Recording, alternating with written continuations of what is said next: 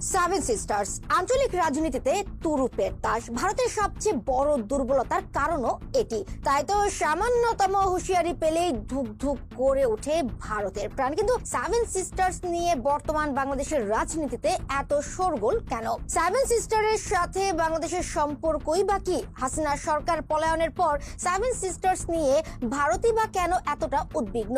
সেই সবেরই জট খুলবো বাজ নিউজের আজকের প্রতিবেদনে। দর্শক, রাজনীতি সচেতন মানুষ হলে এই প্রতিবেদনটি আপনার জন্য অত্যন্ত গুরুত্বপূর্ণ, তাই সম্পূর্ণ ভিডিওটি দেখুন।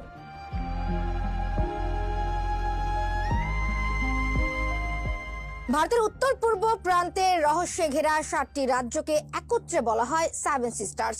ভারত তো বটেই, প্রতিবেশী দেশগুলোতেও এই 7টি রাজ্য প্রতিনিয়ত বিভিন্ন ইস্যুর জন্ম দেয়। সম্প্রতি বাংলাদেশের প্রধান উপদেষ্টা ডক্টর মোহাম্মদ ইউনূসের একটি মন্তব্যের জেরে এখন আবারও আলোচনায় এই